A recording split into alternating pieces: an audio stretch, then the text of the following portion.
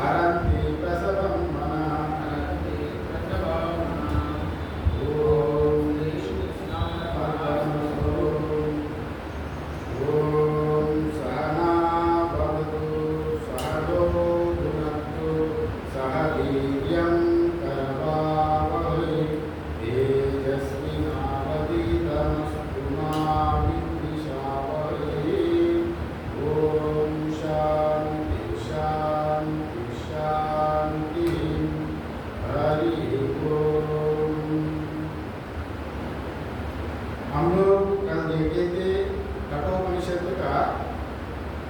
चौथा मंत्र से लेकर 6वीं मंत्र 4 से 6 तक, उसमें जो नचिकेता जी का जो पिताजी की कहा, पिताजी फिर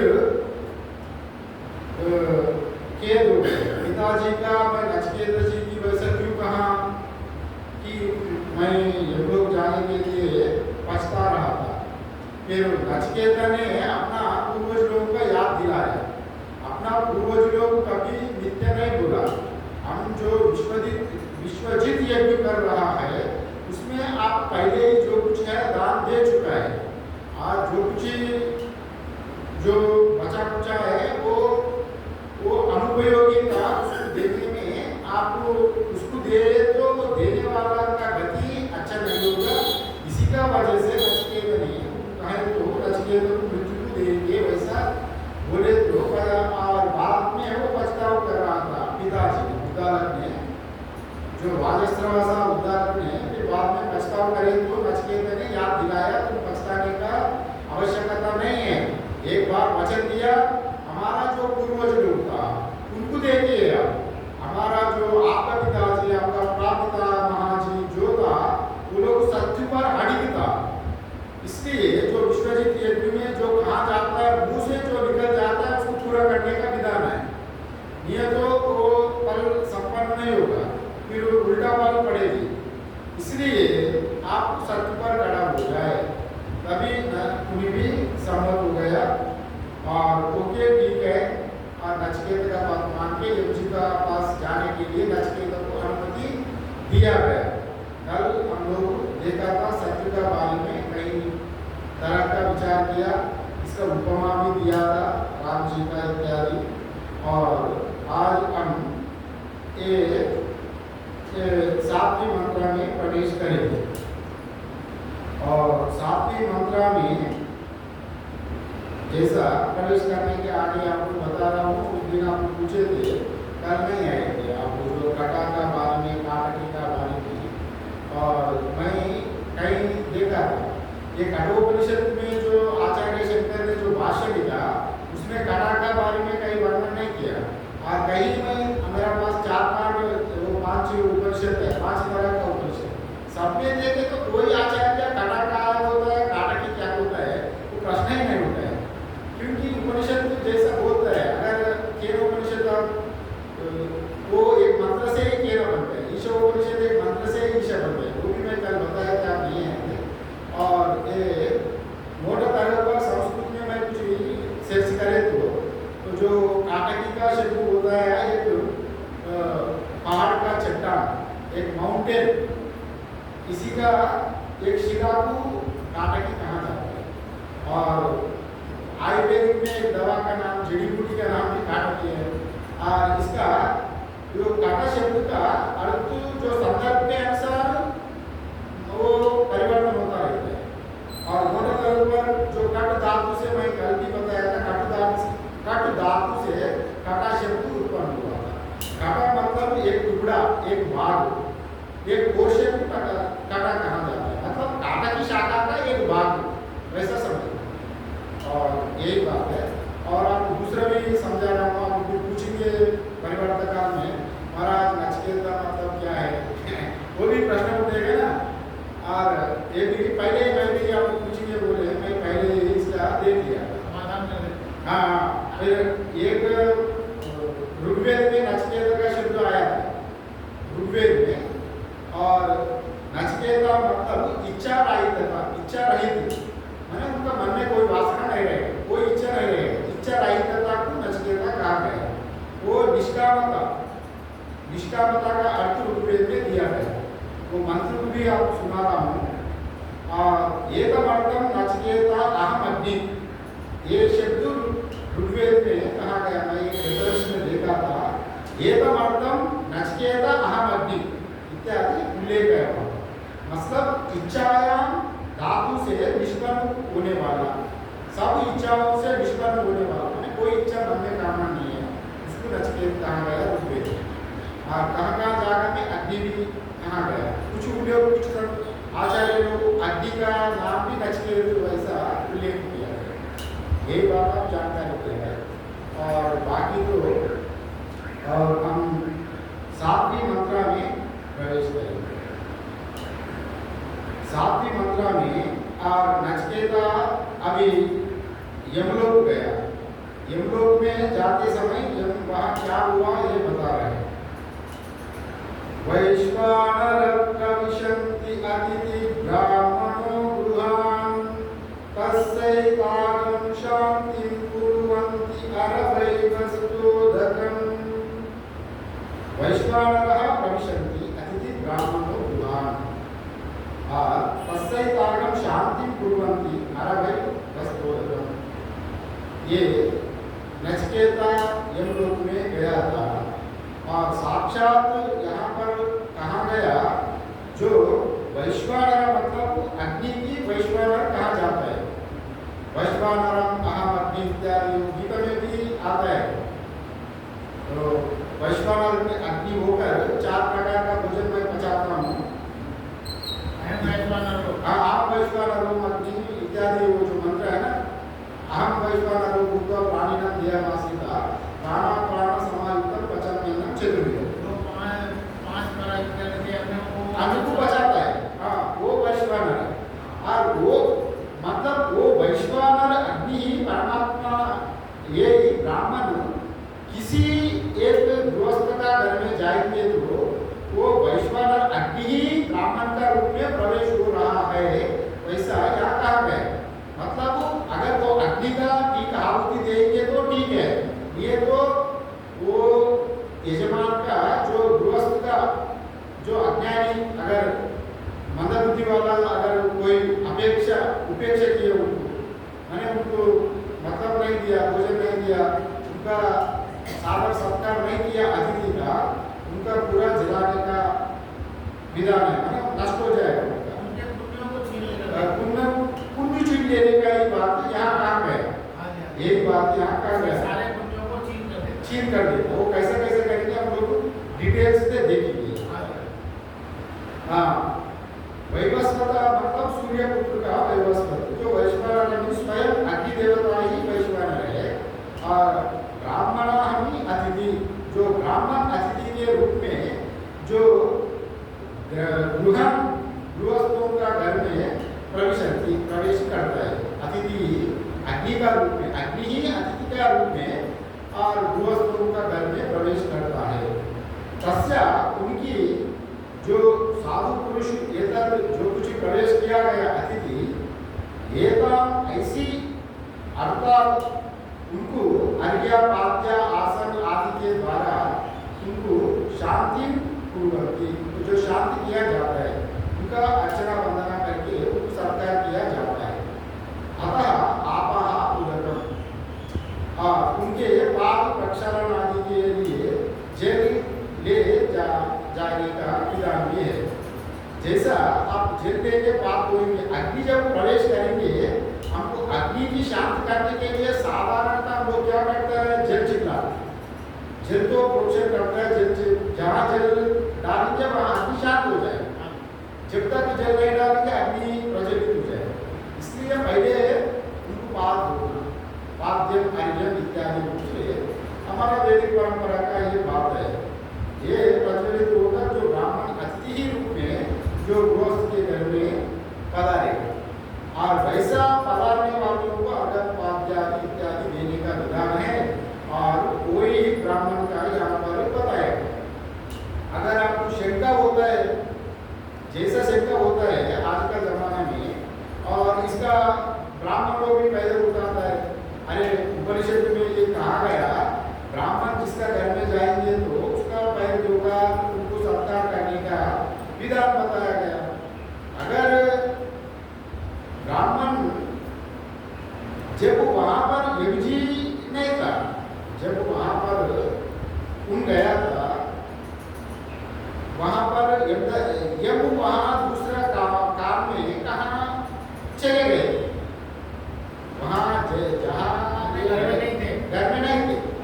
और साधारणतः क्या बोलते हैं ना, हर एक आदमी का बाद प्रारब्ध ठीक हो जाए तो यम स्वयं आपके ले जाता है ना, तुझे बात है तो यम का आदेश से फिर नचिकेता स्वयं यम का पास गए तो यम वहाँ उपस्थित नहीं गया। उपस्थित ना आने मतलब यम ही डर के बैठ गया।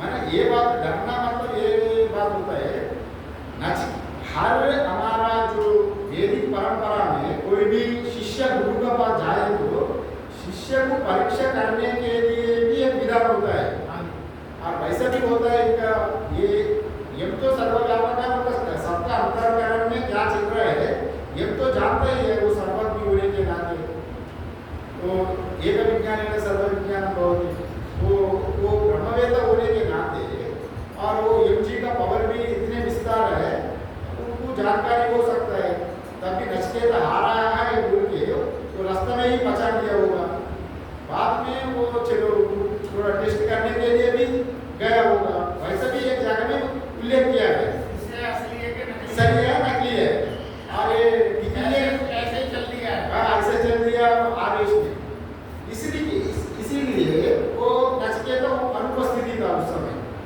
और हम साधारणतः जब मृत्यु से डरता है तो मृत्यु और हमारे पीछे दौड़ता है अगर हम मृत्यु को सामना करेंगे तो मृत्यु घबराता है चलो भाई ये तो बड़ा जबरदस्त आदमी है उनका मुकाबला नहीं करना तो मृत्यु पीछे हो जाता है साधारणतः भी जो साहसी आदमी होता है ना वो ही जीत लेता है और वैसे भी नचिकेता का भी यही वैसा कहा गया और जब मृत्यु का पास गए तो मृत्यु ही नहीं रहा वहाँ पर ये को टेस्ट करने के लिए भी हो सकता है जैसे गुरु परंपरा में कोई भी चेला गुरु के पास जाए तो उनका पहले गौशाला में काम करना होता है फिर संविदा लाना जंगल में जाके फल फूल तोड़ के लाना आश्रम का पूरा सेवा संभालना तभी गुरु जी संतुष्ट हो जाए तो ही उपदेश देंगे अगर चेले अगर वो कच्चा है उनका मन में थोड़ा काम क्रोध है वैराग्य ज्यादा नहीं है तो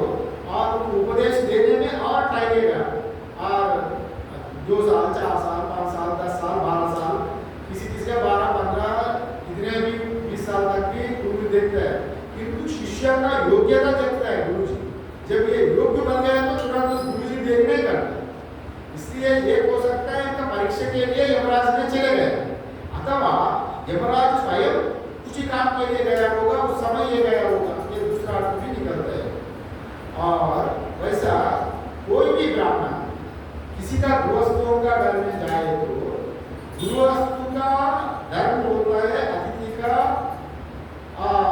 सत्कार करना ये तो प्रत्यवाय दोष लगेगा प्रत्यवाय दोष लगेगा मतलब आप बोला आप वैष्णव नरो गुरुवा पानी नदिया वास्तव आप कहेंगे कि पंचादशी अध्याय का गीता का सबका अंदर में जो परमात्मा अग्नि रूप में परमात्मा ही है अगर वो दृष्टि रूप में जब आहुति ना देते आप कहाँ एक जगह में अग्निकुंड में जाके ही आप ढूंढते तो फिर जो दृष्टि रूप में जो आ गए वो तो आप उसको नकार रहा है ना आप तिरस्कार कर रहे हैं वो तिरस्कार करने का पाप लगेगा वो क्योंकि सभी दृष्टि जीवों में परमात्मा ही विद्यमान है ना अभी भगवान की गीता में कहते हैं उद्देश्यार्जुन तिष्ठति सबका हृदय में वही विराजमान सबका हृदय में जटाराज्ञी का जो सत्ता देने वाला वो परमात्मा ही है वो आम वैष्णव नवपुत्र में भी यही था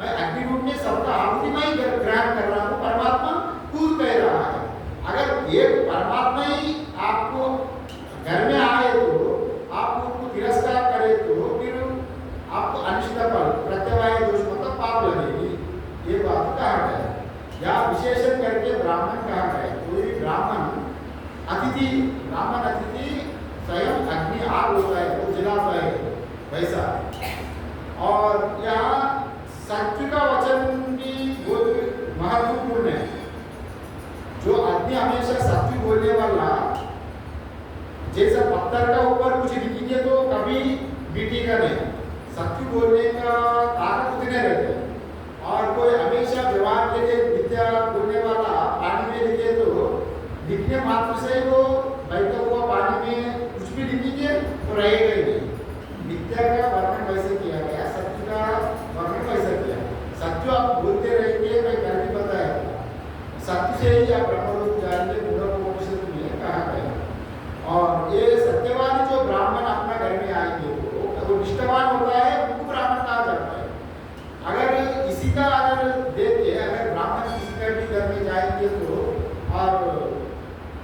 उनको कुछ तो कुछ करना है, सत्कार करना है, इसका फायदा उठाने वाला भी कुछ ब्राह्मण होता है, जो जाति ब्राह्मण होता है।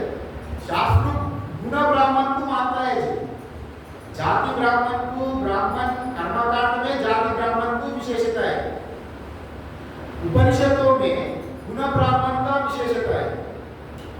जाति ब्राह्मण को श्रुति में नहीं लिया जाता है, जो आध्यात्मिक में जाति ब्राह्मण को नहीं लिया जाता है, गुण ब्राह्मण को ही लिया जाता है। गुण ब्राह्मण मैं आपको बता रहा हूँ, गुण ब्राह्मण मतलब एक तो है जाति ब्राह्मण गुण शूद्र हो सकता है, गुण शूद्र जाति ब्राह्मण हो सकता है।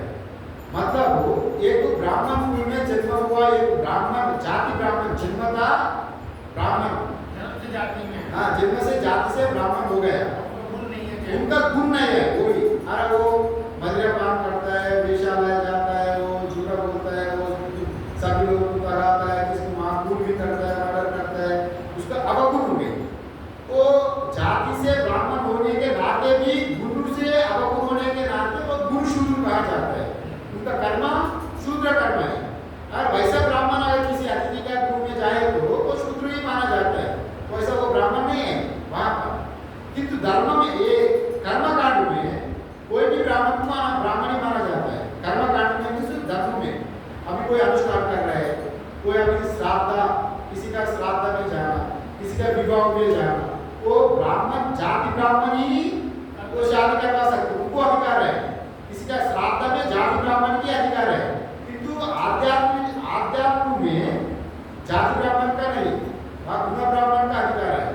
किसी का ये तो आप देख लीजिए, हमारा किसी के गुरु से आप बड़े बड़े संत, आप कबीरदास से के तो एक कपड़े सिलाई करने वाला जाति का से आता है। अब संत रविदास का क्या में नीचे का जाती है, और जो कुमार, जो गोरा कुमार संत महाराष्ट्र में गड़े बनाने वाला, ये सभी गुरु से ब्राह्मण था, इसके ब्रह्मवेत्ता बन गए। जाति से नीचे थे, गुरु से ब्राह्मण थे, लेकिन गुण में ब्रह्म थे। हाँ गुरु से ब्राह्मण, वो ब्राह्मण को ये उपनिषद मानता है। इसलिए अब संत रविदास का भी जब जन्मतिथि होता है तो जाति ब्राह्मण भी आके उनको पैर में पड़ता है, क्योंकि वो कौन सा वो संत ब्रह्मवेद ब्रह्मयो भवति, जैसा सच्चा जल में डाले तो सच्चा जल ही रहेगा, गंदा नहीं रहेगा। तो जाति जो भी हो वो उसको तत्व को प्राप्त किया, इसी का वजह से यहाँ पर यह ब्राह्मण का वर्णन किया गया। वो दो ब्राह्मण का या जाति ब्राह्मण, गुण ब्राह्मण के बारे में कहा गया। और अतिथि, फिर इसका उदाहरण भी मैं देता हूँ। और ये जाति ब्राह्मण क्या होता है, ये बृहदारण्य का उपनिषद में, बृहदारण्य का उपनिषद में याज्ञवल्क्य ने कहता है, ये तदक्षरं गार्गी विदित्वा अस्मान् लोकान् प्रेत्य सा ब्राह्मणः। ये तदक्षरं गार्गी विदित्वा अस्मान् लोकान् प्रेत्य सा ब्राह्मणः। ये तदक्षरं गार्गी माने क्षरम नहीं, क्षरम मीन्स ये प्रकृति, अक्षरम मीन्स जो परमात्मा का जो अनुभव किया हुआ जो पुरुष है, वो उनका ही ब्राह्मण कहा गया, माने ब्रह्मवेत्ता का ही ब्राह्मण कहा गया, ब्रह्मवेत्ता का ही ब्राह्मण कहा गया, उसी का ही यहाँ पर ब्राह्मण ऐसा बात कहा गया। और हम जो भी अतिथि आता है घर में, उपनिषद में भी कहा जाता है, तैत्तिरीय में अतिथि देवो भव, मातृ देवो भव, पितृ देवो भव, आचार्य देवो भव, अतिथि देवो भव। जो भी अतिथि आता है उनको देव परमात्मा ही समझ लेना, देव, क्योंकि ये वेद का प्रमाण है, वेद को हम लोग नकार सकते हैं। हम लोग जो प्रमाण हम लोग, जिस जीवन हम लोग जी रहा है, वेद का ऊपर ही हम लोग जीवन जी रहे हैं, वेद अंतिम प्रमाण है। इसी का वजह से ये कोई भी अतिथि आता है तो उनको सत्कार तिरस्कार नहीं करना, उनको अनुचित फल होगा, ये बात तो आठवीं मंत्र में कही। और एक पंचमहायज्ञ में तो स्मार्त कर्म, एक कुछ श्रोत कर्म होता है, एक स्मार्त कर्म होता है। स्मार्त कर्म में पंचमहायज्ञ होता है। पंचमहायज्ञ में एक मानुष्य यज्ञ, दैव यज्ञ, ऋषि यज्ञ इत्यादि मानुष्य यज्ञ एक आता है, तो भूत यज्ञ इत्यादि। मानुष्य यज्ञ में भी मनुष्य का सेवा करने का विधान है। जो आदमी मनुष्य का सेवा करेंगे तो उनका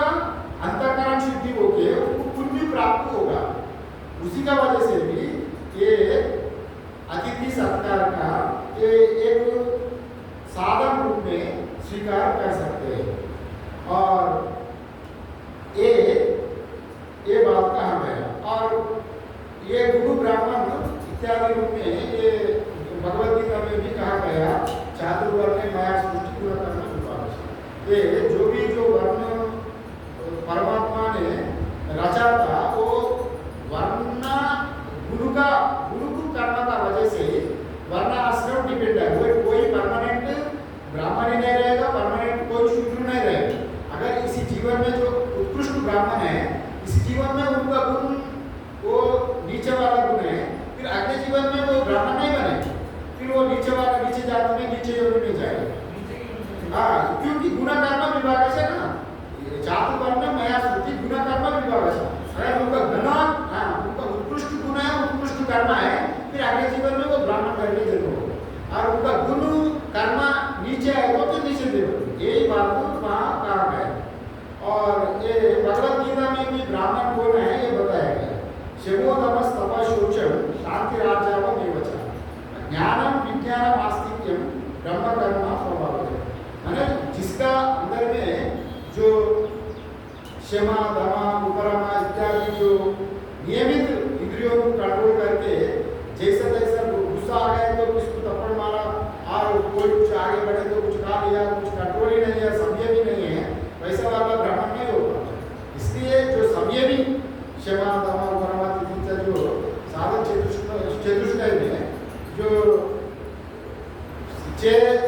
विधान यहाँ पर बताया गया क्षमादि षड्ग संपत्ति उसी का पालन करने वाला ब्राह्मण होता है। फिर वो ज्ञान विज्ञान आस्तिक्य कोई ब्रह्म कर्म होता है। ज्ञान मतलब जो शब्द ज्ञान माने जो शास्त्र का ज्ञान को ज्ञान कहा गया, माने जिसका बात जो करना जो नहीं करना वो ज्ञान भी है। माने विज्ञान मतलब अनुभूति भी ज्ञान विज्ञान आस्तिक्य ब्रह्म कर्म समान वो वही ब्रह्म कर्म होता है। माने वो जानने वाला भी होता है, वो आचरण करने वाला भी होता है। माने वो ब्रह्मवेत्ता की ब्राह्मण कहा गया तत्वतत्वा वही ब्राह्मण होता है। और इसी का बात ये बताया गया। और बिना प्रारब्ध का हमारा मृत्यु होता ही नहीं। साधारणतः प्रारब्ध जब शेष होता है तो ही तभी मृत्यु होगा। फिर ये नचिकेता ने शाप से ही वैसा क्यों गया, जैसा उनका हो सकता है उनका प्रारब्ध ये कठोपनिषद में परिवर्तन करने के लिए ब्रह्म विद्या का नीचे लाने के लिए सब कुछ ऐसा अर्जुन ने कृष्ण भगवान का ये भगवान भगवद गीता ये अर्जुन को उपदेश देने के लिए अर्जुन को निमित्त करा के अर्जुन का हृदय में प्रवेश करके अर्जुन को गुमराह किया, वैसे भी कहा गया। क्योंकि अर्जुन तो क्षत्रिय था, पहले से उनको धनुर्विद्या सब कुछ जानते थे, वो युद्ध करने के पीछे कभी नहीं आया। अगर अर्जुन कृष्ण भगवान सीधा सीधा दुर्योधन का सामने खड़ा करवा देते अर्जुन मोहित नहीं होता और क्रोध से तुरंत युद्ध में उतर देते। किंतु कृष्ण परमात्मा अर्जुन ने बताया आपको जो मैं देखूंगा तो किस किस से युद्ध करूंगा, आपको ले जाओ। अगर पहले ले जाए तो दुर्योधन का पास देखते ही उनको गुस्सा आते थे। किंतु कृष्ण परमात्मा क्या किया, कृष्ण परमात्मा उनका गुरु के पास ले गए। अरे गुरु जी मैं कैसे मारूंगा, ये विचार को आके फिर वो नीचे हो गए। ऐसे यही परमात्मा प्रेरणा भी हो सकता है। वैसे यही प्रारब्ध का हम लोग कह नहीं सकते। और हम प्रारब्ध को जितने भी हम लोग कुछ भी करेंगे किंतु प्रारब्ध हम लोग छोड़ नहीं देंगे। जैसा एक उदाहरण देता हूँ, एक पुराण में गरुड़ जी है ना, गरुड़ जी का माता का मृत्यु होने का हिमालय कंदरू हिमालय गुफा में गरुड़ जी का माता का मृत्यु होना था। और उस समय गरुड़ जी नीचे कहीं मध्य प्रदेश इस तरफ नीचे था। जब तक नीचे रहेगा तब तक वो मृत्यु नहीं होगी। उनका मृत्यु लिखा था हिमालय कंदरों में ही मृत्यु। फिर उसका समय आ गई मृत्यु, आज मृत्यु होने वाला है। फिर वो तो है यहाँ नीचे, जब तक नीचे रहेगी वो मरेंगे नहीं।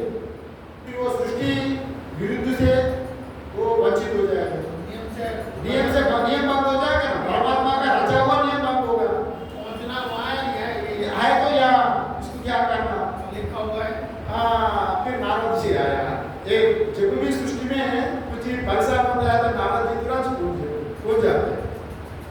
फिर नारद जी आके विचार किया, नहीं, परमात्मा का रचा हुआ सृष्टि का कभी नियम भंग नहीं होना चाहिए। फिर गर्भ जी के पास गया, देखो भाई तुम्हारा आज तुम्हारा माता का मृत्यु है और आज यहीं पर यमराज आएगा, आज यमराज यहाँ आएगा, तुम्हारा माता का मृत्यु आज ही शाम तक तो मृत्यु तय है। फिर अच्छा पर क्या करना, तुम कहाँ पहाड़ में ले जाओ, कहाँ में छिपा लो, चलो कोई इशारा देके चले गए। गर्भ जी क्या किया, माता जी की लेके कंधे पर बिठा के गर्भ जी हिमालय में जाके गुफा में छिपा दो। पहुंचाना था लेकिन बोल दे छुपा दो। हाँ, वो सोचा था मेरा माँ को यहाँ से बचाऊंगा, मृत्यु से बचाऊंगा, युक्ति किया, किंतु जब समय आ गया तो बाद में खड़ा होगा और आज ही मृत्युदेव मेरा माँ का पास आएगा, मैं मृत्यु को सामने करूंगा। वो गुफा का सामने है, वो कंदरों के सामने खड़ा हो गया, मृत्यु को आने नहीं देगा बोले। और जब ठीक समय हो गया, मृत्यु हो गई अंदर में, और फिर बाद में जाकर गुफा में देखा बहुत देरी हो गया, मृत्यु नहीं है, शाम हो गई बोल के जाके देखे तो माँ मर गई, क्योंकि उनका मृत्यु लिखा था हिमालय कंदरों में, वहीं पर मृत्यु हो गई। फिर गर्भ जी बहुत क्रोध हो गया, क्रोध होकर नारद जी का पास गया, अरे आप झूठा क्यों बोला, देखो भाई तुम्हारा माँ का मृत्यु सही वही बात है, हिमालय का वहाँ होना ही था, वहीं होना ही था, वहीं हो गए, इसलिए क्या पहुंचाने का युक्ति है। युक्ति ऐसा क्या, तो वहाँ बोले का था लिखा है वैसा, वो मेरा क्या है, सीधा सीधा बोलते तो ले जाते नहीं आप। उल्टा दिमाग ये बोल दिया। आज सृष्टि विधान को हम लोग टाइम देते ऐसा बोले तो फिर वो शांत हो, इसलिए मृत्यु का भी कोई वैसा टाइम नहीं सकते उसका, कोई कितने भी हो, जन्म मरण विवाह, ये तीन हमारा हाथ में नहीं रहता। तीन चीज, जन्म मरण जो शादी, ये तीन परमात्मा का इच्छा, पूर्व जन्म से किसी से आपको शादी होना है वो लिखा ही रहता है, और कब जीना है कब मरना है वो टाइम डेट ऑफ बर्थ वो फिक्सेशन रहता है पहले से। हम लोग अज्ञान से अरे ये अचानक मृत्यु हो गया, अचानक हम लोग हाँ करता है, वो अपना वो गलत बात है। और ये हो गया ये 7वीं मंत्र। अभी हम लोग 8वीं मंत्र में देखिए, 8वीं मंत्र में हम लोग आप उच्चारण करेंगे, आशा प्रतीक्षे संगतगं सुनृतां च इष्टपूर्ते पुत्र पशुगां च सर्वान् एतद्भुङ्क्ते पुरुषस्यल्पमेधसु यस्य अनश्नान् वसति ब्राह्मणो गृहे। यहाँ आशा प्रतीक्षे संगतगं सुनृतं च इष्टपूर्ते पुत्र पशुगां च सर्वान्। आप जो बोला था ना, कोई भी ब्राह्मण है तो उनका पुत्र पशु नष्ट हो जाएगा, ये बात यहाँ पर कह रहा है। हम लोग शब्द का अर्थ देखेंगे थोड़ा, यस्या जिसके रूप में घर में ब्राह्मण, जो ब्राह्मण अतिथि अनशन, जो बिना भोजन किए वसति निवास करता है, तो तस्या उस अल्पमेधसा, मतलब जो मंदबुद्धि है, ब्राह्मण को अतिथि की उपेक्षा किया है, उनको क्या होगा ये बता रहे हैं। और संगतगण उनकी जो पूर्ति से होने वाले सब फल के जो सुख है वो सुख उनको मिलेगा नहीं। और सुनृतम च माने सुंदर भाषण के फल, माने वो श्रवण करके सुंदर सुंदर पाठ किया, वेद मंत्र पाठ किया, रोज विष्णु सहस्रनाम पाठ किया, जो उतने पाठ करके जो जमाया है, मुंह से जो बोलने वाला सुंदर भाषण, माने सुंदर भाषण से जितने लोगों को उपदेश किया, जितने पूजा पाठ किया, उनका वचन से वो सब नष्ट हो जाएगा। और इष्टापूर्ते इत्यादि, इष्टापूर्ते इम्पॉर्टेंट है, और ये सुनृतम आशा ये अलग अलग करके आप व्याख्या करेंगे। एक होता है इष्ट, एक होता है पूर्त कर्म, इष्ट कर्म पूर्त कर्म, श्रोत कर्म स्मार्त कर्म, इसमें ही आता है। यहाँ लगभग आपको दिया गया, मैं भाष्य से और दूसरा लेके आया, वो भी आपको सुना देंगे। और इष्ट में से यज्ञ दान आदि शुभ कर्मों को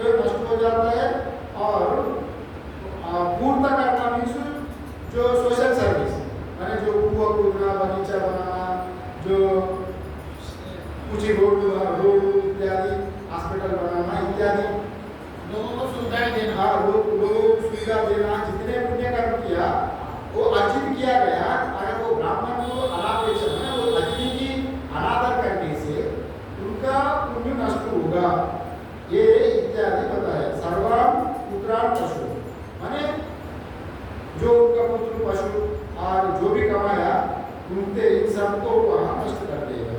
ये बात यहाँ पर कहा गया।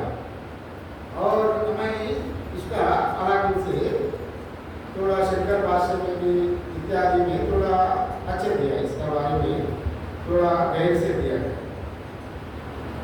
कोई भी ब्राह्मण अतिथि घर में आए तो वो मंदबुद्धि माने अगर उनको उपेक्षा करे, उनको अगर सादर सत्कार नहीं करे तो किस तरह का उनका गति होगा ये बताया गया। ये मंत्र में तो बताया गया आशा प्रतीक्षा इत्यादि। अगर एक एक वर्ड का थोड़ा देख लेते। आशा मतलब नाना प्रकार की कामना, माने अभी आपका पास वो चीज है ही नहीं, उसके लिए आप सोच रहे हैं, एक्सपेक्ट कर रहे हैं, वो आशा काम है। डिजायर्स माने फ्यूचर डिजायर्स, आने वाला चीजों को, जो चीज आपका पास नहीं है उसके लिए सोचना आशा, ये कहा गया। जैसा आपको अच्छा नौकर मिले, मैं विदेश जाए, मेरा बच्चा बड़ा कुछ भी हो सकता है, उसको आशा, एक एक्सपेक्टेशन, ये बड़ा होकर मेरा कल्याण करेगा, इसलिए आप आलन पालन कर रहे हैं, किंतु वो क्या फल क्या होगा आपका हाथ में नहीं है, वो उसको आशा कहा है। प्रतीक्षा मतलब वो भी एक टाइप का एक्सपेक्टेशन है, किंतु इसका आपको जानकारी है। प्रतीक्षा आशा अलग होता है। आशा मतलब आपका अंदर आपको जानकारी नहीं है, केवल आपको आशा कर रहे हैं, वो केवल आपको एक राह देख रहे हैं। किंतु ये प्रतीक्षा होता है, आपका रेलवे में टिकट किया, रेलवे में रिजर्वेशन किया, आपको रिजर्वेशन में कंफर्म नहीं हुआ, वेटिंग में है तो कंफर्म के लिए जो आपको राह देख रहा है उसको आशा कहा जाता है। जैसे आप इंटरव्यू देके आए तो पर तो आपको नहीं मिला, किंतु आपको इंटरव्यू बड़ा अच्छे से अच्छा देके आया, आपका आशा है, प्रतीक्षा कर रहा है आप इंटरव्यू में मेरा पूरा हो जाए, उसको प्रतीक्षा कहा जाता है। आज जो लड़का परीक्षा लिखा, रिजल्ट नहीं है, किंतु मेरा अच्छा रिजल्ट आएगा, एक आशा रिजल्ट के लिए प्रतीक्षा, इसको प्रतीक्षा कहा जाता है। और ये बताया गया आशा प्रतीक्षा, ये दोनों का बात यहाँ ऐसा व्याख्या किया। और संगत मतलब जो पुण्य फल, जो भी सत्संग करके पुण्य कमाया, उसका फल भी नष्ट हो जाएगा। मैं अगर जो प्रतीक्षा कर रहा है, इंटरव्यू देके आया, अगर बीच में वो एक अतिथि आया, अगर इंटरव्यू में पास होने वाला नहीं था, अगर अतिथि का सत्कार करने का ना वजह से उनका इंटरव्यू में कोई अड़चन आके कोई बीच में घुस गया, आप छूट गया, वो दूसरा सिलेक्ट हो गया, मैंने वैसे एक अड़चन आ जाता है, मैंने जो आशा कर रहा है वो भी बंद हो जाता है अगर अतिथि का अनादर करें तो। ये यहाँ पर पता है। और संगत मैंने कोई भी हम लोग सत्संग करके पुण्य कमाता है, सेवन करते भी पुण्य मिलता है। आप वैसे ही नहीं कोई कर्मानुष्ठान करे तो ही पुण्य मिलता नहीं है। ज्ञानादेव कैवल्यम, ज्ञानम सेवन उत्कृष्ट पुण्य मिलता है सेवन से। आप जितने देर वहाँ जाके जल चढ़ाएंगे उससे 10 गुना पुण्य सेवन से मिलता है। एक तरह का अंधकार भी नाश होता है, एक तरह का पुण्य भी मिलता है। और ये सेवन से 2 पुण्य मिलता है, एक 2 फल है, एक दुष्ट फल एक अदृष्ट फल, ये भी बता रहा हूँ मैं। और ये सत्संग से हम लोग जो कुछ हम लोग अर्जित किया गया वो भी नष्ट हो जाता है। और मैं बोला सत्संग से दुष्ट फल अदृष्ट फल कैसे होगा। आपको एक अदृष्ट फल मतलब मरने के बाद स्वर्ग में होने वाला अदृष्ट फल। दृष्टा अदृष्टा माने आपका आंखों के सामने जो देख रहा है उसको दृष्टि कहते हैं। जो दृष्टि से देखता है ना, प्रत्यक्ष देख रहे हैं, उसको दृष्ट फल कहा जाता है। आप जीते हुए ही आपके सामने आपका सत्संग का फल आप देख सकते हैं, ये अदृष्ट पर मतलब आप नहीं देख सकते इस आंखों से। ये शरीर छोड़ने के बाद आप स्वर्ग में जाएंगे, ब्रह्मलोक में जाएंगे, वहाँ ये पल वहाँ पर होंगे। और बाकी आप उत्तम अधिकारी, उच्च अधिकारी है, धर्मानुष्ठान अच्छे किया है तो ब्रह्मा जी द्वारा ब्रह्मलोक में भी मुक्ति होने का श्रवण से ये विधान भी है। ब्रह्म मुक्ति द्वारा अगर साध्य मुक्ति, जीवन मुक्ति, इसी जीवन में भी मुक्ति का श्रवण से ही वो संभव है।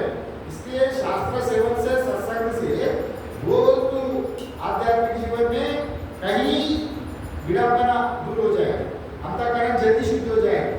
आप वैसे का नहीं है, हम लोग भ्रम रहते हैं, हम अभी 2 किलोमीटर पैदल चल के भोग चढ़ाएंगे, जल चढ़ाएंगे, पुण्य होगा, ये बात गलत है। वो भी थोड़ा बहुत पुण्य होता है, उससे अधिक पुण्य यहाँ होता है। यहाँ आप साथ में अज्ञान को तुरंत आपको पहुँच दे रहे हैं, वहाँ तो धीरे धीरे गति में, यहाँ तो तुरंत पार मिल रहे हैं। यहाँ एक दुष्टपाल अदुष्टपाल ये बताएगा। High speed, high speed internet है वेदांत। वहाँ तो आपको लो स्पीड चेकअप होता है, कभी आपको लगेगा क्लिक किया सारा यार तो फटाफट कर मिले, डिलीट हो गया, क्लीन हो गए। ये यही होता है ज्ञान का, लोग समझता नहीं। इसलिए ये उनका जो भी सत्संग किया गया उसका फल बताया गया। और पुराणों में वैसे भी कहा गया, आप पूरा जीवन सत्संग किया वो फल तो आपको अनंत फल मिलेगा, किंतु 1 मिनट भी आप सत्संग मिले तो उसका फल वृथा नहीं जाएगा। जो दुष्टफल में आपको कोई सत्संग में आ रहा है जी, कोई गांजा पीने वाला है, कोई शराब पीने वाला, सिगरेट पीने वाला, मदिरा वेश्यालय जाने वाला, इतने नीचे गिरा हुआ आदमी सत्संग में आते वो सब कुछ छूट गए और ये सात्विक बन गए। सात्विक करके वो चुपचाप, पहले इसका क्रोध आते थे, काम भावना जानते थे, सत्संग में आते उनका सब नष्ट हो जाए, जीवन बदल गया। तो जीवन बदलना ही दुष्टपाल है। वो सब देख रहे हैं, हम सत्संग में वो इतने परिवर्तन हो गया तो सब लोग को देख रहे हैं ना। और ये दुष्टपाल अगर 1 मिनट भी करे तो पुराण में कहा गया 1 मिनट का सत्संग भी फल दे। और जैसा एक चोर था जी, छोटे से कहानी रूप में कभी आपको बोर लगता है ना, सभी गहरा बात बोले तो कुछ लोगों को हमेशा श्रोता लोगों का भी अधिकार वेद से कई तरह का अधिकार, उत्तम अधिकार, मंदाधिकार, मध्यम अधिकार। और उत्तम अधिकार का ही बोले, मंदाधिकार ही नहीं बोले तो फिर उनका अनिष्ट होता है, उनको समझ में नहीं आता, उनका समझने लायक भी कुछ बोलना पड़ता है। इसके लिए ना ये दुष्टफल कैसा होता है, 1 मिनट का भी दुष्टफल होता है। 1 मिनट आप सत्संग सुनिए ना, उसका भी फल होता है। वो रामायण में बोला ना, ये वैसे ही यहाँ पुराण में भी बोला। एक चोर था, वो उनका पिताजी बोला, उसका पिताजी भी चोर था, उनको पिताजी की कुछ काम जानकारी नहीं, और बेटा बड़ा हो गया, पिताजी वृद्ध हो गया। पिताजी ने बोला, देखो बेटा मैं तो वृद्ध हो गया, नहीं तो तुम्हारे लिए मैं ना जायदाद कमाया, ना कुछ कोई बिजनेस किया है, ना कुछ नहीं। ये काम मेरा जो काम है वो बता रहा हूँ मैं जीवन भर चोरी किया, और चोर का कैसे करना मैं बता रहा हूँ तुमसे, आपसे तुम्हारा जिम्मेदारी। और कल से तुम जाना छोड़ कर, मेरा अभी स्वास्थ्य खराब गड़बड़ हुआ है, ये अभी मेरा बस का नहीं है, ये धंधा मैं देगी। और पुत्र को पहले दिन बताया, देखो बेटा जब तुम चोरी करते है ना, पहले जाना माँ काली का दर्शन करना। माँ काली हमारा इष्ट देवी है, और माँ काली के सामने झूठा नहीं बोलना, हमारा इष्ट देवी है ना। आप चोरी करने के पहले माँ काली के पास जाओगे तो सफल हो जाएगी, पकड़ में नहीं आओगे, और काली के सामने झूठा नहीं बोलना। और पुलिस अगर आप तुम्हारा सामने अगर पकड़ भी लिया, मान जितने भी पीटने दो, मैं चोर नहीं किया, मैं चोर नहीं, यही कहना, मानना नहीं है। जितने भी पीटने दो वही तंगों को चोर दे, मानना नहीं किया है। और तीसरा बात बताया, बेटा तुम कभी भी सत्संग में नहीं जाना। अगर तुम सत्संग में जाओगे तो तुम्हारा पूरा जीवन बर्बाद। हम तो कुछ नहीं जानता ही नहीं दूसरा काम, तुम सत्संग में जाओगे तो चोरी छोड़ देगे तो तुम्हारा पेट पालेगा कैसा। इसलिए सत्संग में नहीं जाना, फिर सत्संग में नहीं जाना, स्वीकार भी नहीं करना, पुलिस के सामने, माँ काली के सामने झूठा नहीं बोलना। तीन बार तीन बार तो पिताजी बताया, देखो गया अंधेरे हो गए तो गिर गए आप चोरी करने के लिए। वो गए तो ये जाग में चोरी को रात में गया था, ये पहले दिन था, इनको थोड़ा पिताजी तो बताया किंतु ये घबराहट था, डर रहा था, अंदर से खूब डर रहा था। किसी एक अलमारी में कुछ सामान उठा रहा था तो जल्दीबाजी में एक बर्तन एक पात्र नीचे गिर, आवाज हो गया तो घर वाला जाग गया, घर वाला जाग के उनका पीछे किया, चोर चोर चोर बोले। कुछ लोग थाना में जाके बता दिया पुलिस को, चलो भाई ये चोर आ गया, वैसे पकड़ना है, ये इधर भाग रहा है, इधर भाग रहा है, इधर भाग रहा है। तो थोड़ा जल्दी गए थे, एक जगह में 7:30-8 बजे सत्संग चल रहा और कई लोग था तो उसका बीच में जाके बैठ गए।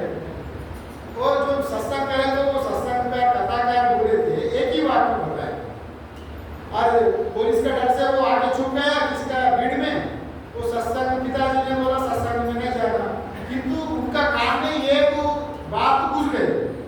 देखो बेटा, कथाकार बोल रहा था एक पुराण का एक वचन देवी देवता लोगों का बारे में, जैसा देवी देवता लोग आसमान में ही घूमता है, वो लोग जमीन को स्पर्श नहीं करता, वो लोग हवा में ही चलता है, क्योंकि उनका शरीर स्थूल शरीर नहीं रहता है ना, उनका शरीर हल्का रहने के नाते वो जमीन को टच नहीं करता, उनका पैर जमीन को टच नहीं होता, उनका वो आसमान में ही चलता है, वो जैसा हवा में भी रहता है हल्का से, जैसा हम लोग नारद को देखते हैं ना, नारायण नारायण को तो ऊपर में ही चलता रहता है, वैसे देवी देवता लोग जमीन में नहीं चलता। वो एक ही बात सुना, आप सुनते पिताजी का बात तो याद आ गई कान में, कान बंद करके सत्संग सुनना नहीं, पिताजी बोला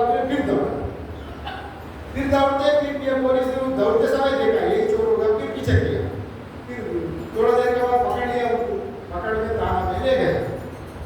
थाना में लेके रात भर को पीटा, जितने पीटने थे और बोल रहे हैं जमीन में वो पीटा उनको, पीटे पीटे तो मैं छोड़ नहीं। पिताजी का बात याद आ गई, फिर वो बोला उनको भी डर आ गया, अरे ये चोर नहीं हो सकता, गलत आदमी की पकड़ के इतने पीटा तभी भी ये स्वीकार नहीं कर रहे। हम कई लोग को देखा 2-4 बार पिटाई करे तो उनका दर्द से एक बोल देता है बस आप मैं चोर किया, स्वीकार करते थे। ये तो गजब निकला, ये तो मैं गलत आदमी की पकड़ा हुआ। और एक बड़ा आदमी बताया था, देखो ये चोरों काली की मानता है, माँ काली की मानता है, इनको एक ही अगर अंतिम एक बार चेक करके छोड़ देंगे। उन लोगों का फैसला किया वो लोग, और वो लोग फैसला करके एक बगल में एक महिला को बढ़िया काली माँ काली जैसे सजा के लाया, और माँ काली जैसे सजा के लाके उनका जहाँ कमरा था जेल में डाल दिया ना, जेल के बाहर में गेट खोल दिया, और जो पुलिस नाटक कर रहा था वो सो गया जैसा कराटा मार रहा, और ये तो देखा चोर ने, अरे सब सो रहा है, दरवाजा भी खुला है, यही मौका है, मैं भागूंगा। तुरंत वहाँ माँ काली दर्शन हो गई। वहाँ माँ काली देखे तो पिताजी बोला काली का सामने कभी झूठा नहीं बोलना। फिर माँ काली देखे तो उनका कुला देवी है, हाथ जोड़ दिया, प्रणाम किया, और बेटा तुम चोर किया नहीं, अब माँ मैं चोर किया बोलने वाला था, मुंह से आ गए तो पुलिस वालों को सब पीछे देख रहा था, पीछे सुन रहा था, छिप गया वो। अगर ये माँ काली के सामने चोर बोले तो उनको हमेशा के लिए दंडित करेंगे। और उनका क्या किया, उनका विचार तुरंत आ गया वो सत्संग का बात में, पैर को नीचे था, माँ काली जमीन पर खड़ा हो गए, और देवी देवता लोग तो माँ काली स्वयं आ जाए तो ऊपर में रहते थे, जमीन का ऊपर में, आसमान में रहते। ये तो जमीन में है, ये तो माँ काली नहीं छोड़ी, उनको तुरंत एक सत्संग का बात याद आ गया, तुरंत माँ काली के सामने मैं चोर नहीं चिल्लाने लगा। तभी पुलिस वाला आया, बेटा तुम कहीं चोर नहीं है, जाओ, उनको छोड़ दिया, विदाई किया। एक मिनट का एक वचन में ही वो चोर का मुक्त हो गया, ये हो गया दुष्टपन। इसलिए अब सत्संग से इतने हम लोग का दुष्टपन अदुष्टपन दोनों ही मिलता है, ये बात कहाँ है। और इसलिए 1 मिनट का भी सत्संग, और अदृष्टपन तो स्वर्ग में मिलेगा ही मिलेगा। अभी कई हमारा फायदा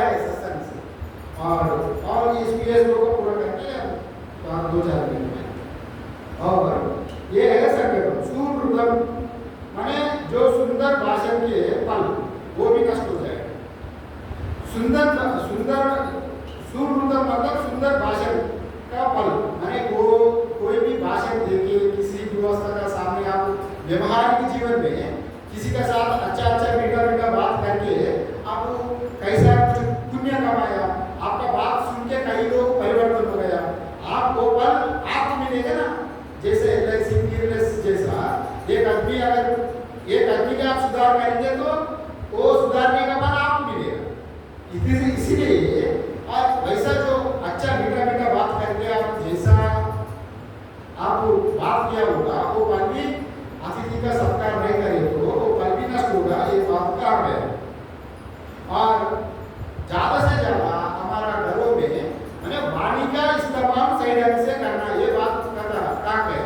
वाग निरोधा और योगस्य प्रथमम द्वारम वाग निरोधो अपरिग्रह, आचार्य शंकराचार्य ने भी ये विवेक चूड़ामणि में कहा है।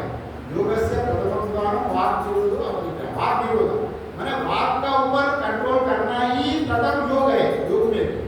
और वैसा आप विरोध करके वैसा संयम करके और कभी कभी मौन भी धारण करके मीठा मीठा बात करके और गीता का रोज पाठ करके विष्णु सहस्त्रनाम चंडी पाठ, इतने आपका जो भी आप मुंह से जो कुछ आपको बात किया गया वो उसी की स्वरूपम कहा गया। स्वरूपम मतलब सुंदर रूप से भाषण करके वो पल भी नष्ट हो जाएगा। फिर हमारा जीवन में भी सुंदर रूप में भाषण देना एक कला है। एक सुंदर रूप में भाषण देना, अब जितने संकट से भी बाहर आ सकते हैं। अगर आपका बात अच्छा रहे तो आपका वचन बोलने का ढंग आप अच्छा जान लिया, जितने भी संकट से आप बाहर आ सकते हैं। जितने भी शत्रु थे शत्रु को भी मित्र बना सकते वचन से। ये अंग्रेजी में एक कहावत है, ये मैन ऑफ स्पीकिंग के साथ ही मेनी प्रॉब्लम्स, ये मैन ऑफ स्पीकिंग के साथ ही मेनी प्रॉब्लम्स, मतलब जो अच्छा बात करने का जानता है वो कई प्रॉब्लम को सॉल्व कर सकता है। माने आपका जिह्वा का ऊपर जवाब का ऊपर निर्भर है, नियंत्रण होना चाहिए। वो जितनी बातें बोलो जितनी जरूरत है, और वो जो बातें बोलो वो सीख के आना, वो जितने बोलना जिस समय बोलना देश काल परिस्थिति का अनुसार बोल रहे। अगर चुप रहे वो वैसा करना। अगर घर में कोई ना कोई डांट दिया, सासू बहू का जैसा झगड़ा हो गया, तुरंत तो सासू कुछ बोला तो बहू और बहू ने सुना दिया, डांट दिया तो झगड़ा और बढ़े, पूरा परिवार अलग तैस होने का वैसा होता है। अगर बात वैसा है, एक आदमी अगर डांट दिया, एक आदमी चुपचाप चले गया, वहाँ कोई घर्षण संघर्ष नहीं होगी, कोई वहाँ वैसा पैदा नहीं होगा जैसा दोनों में मारपीट करे वैसा स्थिति नहीं है, और बाद में भी समझा सकते। किंतु हमारा जितने रिश्ता है ना अपना जिह्वा से ही वो खराब हो जाता है। बात जैसे बात करने नहीं था, जो वाक में संयम में ना रहने के कारण हम लोगों का रिश्ता खराब हो जाता है। इसलिए आप ये सुमृतम मतलब जितने आपका फल है, आप अच्छा पूजा पाठ करके अच्छा बोल के और जितने भी जो भी कमाया गया वो सब आपका फल नष्ट होगा, ये बात कहा गया।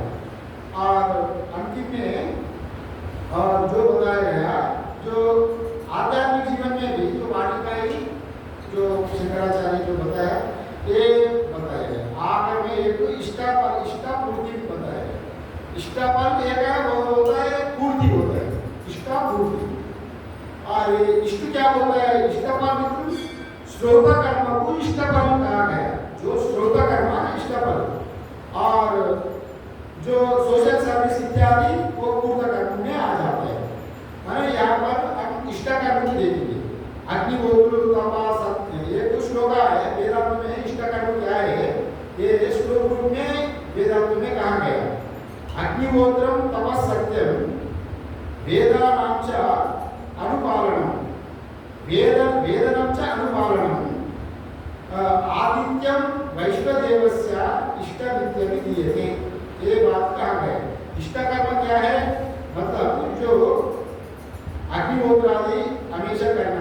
इत्यादि वो पुण्य कर्म। तप करना, जैसा आपको तप मतलब क्या होता है, कुछ अनुष्ठान कर रहा है, उपवास एकादशी इत्यादि किया गया। और सत्य बोलना, सत्य भी इसमें आएगा, हमेशा सत्य वचन कहना। और आतिथ्य मीन्स किसी का अतिथि आए तो उनको अतिथि का रूप में कुछ तो कुछ दान देना। और वैश्वदेव से पूजा, माने वैश्वदेव मीन्स जो वैश्वानर, आप वैश्वानर रूप में सभी भूतों में जो परमात्मा है उनको भूत रूप में पूजा। जैसा पेड़ पौधा हो, कोई भी जानवर चींटी जो कुछ हो, कुछ कुत्ता भी आए तो एक रोटी खिलाओ, कुछ चींटी आए तो कुछ शक्कर डालो, कोई पूजा हो गए। हाँ, ये सब आपका इष्ट में आ गए, इष्ट कर्म में। और आकर में पूर्त कर्म मीन्स सभी प्रकार का आल टाइप्स ऑफ जो सोशल सर्विसेज है, जैसा तालाब, धर्मशाला बनाओ, हॉस्पिटल बनाओ, रोड बनाओ, लोगों का कल्याण के लिए जो कुछ करता है वो पूर्त कर्म। ये दोनों ही आपका। और जो अतिथि का आदर नहीं करे तो इष्ट कर्म का पूर्त कर्म का फल भी नहीं मिलेगा, फिर प्रत्यवाय दोषित रहेगा। और सर्वान पुत्रान पशु, ये भी तो आपने आकर के बताया, सर्वान पुत्रान पशु भी वो जो कुछ कमाया गया उसका धीरे धीरे कम होते जाएगा। और उनका आकार मृत्यु भी हो सकता है, और कुछ पशु भी दूर नहीं देगा, और उसका आमदनी घट जाएगा। ये बात यहाँ पर बताया, इसका पुत्र इष्टकर्म पूर्त कर्म। और इसलिए अतिथि का अतिथि कोई भी ब्राह्मण का, ब्राह्मण वो ब्रह्मवेत्ता, कोई भी अगर निष्ठावान ब्राह्मण की वो क्षमा तितिक्षा, जो निष्ठावान ब्राह्मण किसी का गृहस्थ का करने चाहे तो अनिष्ट फल कैसा होगा ये बात यहाँ पर बताया गया। इसलिए अनिष्ट फल का जितने बोला ये सब कुछ निवारण करने के लिए जिसको जो देना है उसको वो देना ही है, क्योंकि परमात्मा करने परमात्मा ये है। हम लोग को अपना दृष्टि एक शरीर को देख के हम लोग सोचता है ये शरीर वाला ही मैं हूँ और दूसरा शरीर वाला मैं नहीं हूँ, वैसा सोचना अज्ञान के लिए। थोड़ा बहुत ज्ञान के लिए, थोड़ा बहुत सत्संग करने वालों के लिए इष्टा पूर्त कर्म दोनों ही पूरा कर ले। और सभी अंतःकरण में जितने जीव है वो परमात्मा का ही अंश है। ममई वांशो जीव लोगो जीव भूत सनातन, परमात्मा की तब कहा ममई वांशो जीव भूत, ममई वांशो जीव लोगे जीव भूत सनातन। जीव में जितने ही जीव है वो मेरे ही अंश है। अभी कोई भी कुत्ता भी रोटी दे रहा है तो आपको कुत्ता नहीं दे रहा है, परमात्मा वो कुत्ता का अंदर में जो प्रत्येगात्म रूप में परमात्मा ही विद्यमान है, वो परमात्मा का ही आप दिला रहे हैं। चीटी की दे रहा है, वो भावना रहेगा, वो भावना रहे तो ही आपको फल मिलेगा। फल तो जरूर मिलेगा, जैसे भी फल करे तो फल मिलेगा ही, किंतु वो भावना से आप करेंगे तो वो उसका पूर्ण फल मिलेगा। और जो अभी एक विद्यार्थी का 100% का 100% मार्क्स होना अलग है, और 100 में 10 मार्क्स आना भी वो मार्क्स भी है, आ गया, किंतु उससे कोई काम नहीं हो। किंतु पूर्ण मार्क्स हो जाए तो आपको पार हो जाए। यही बात यहाँ शास्त्र कह रहा है। गृहस्थ धर्म का भी ये जैसा धर्म निभाना है वो बात यहाँ कहना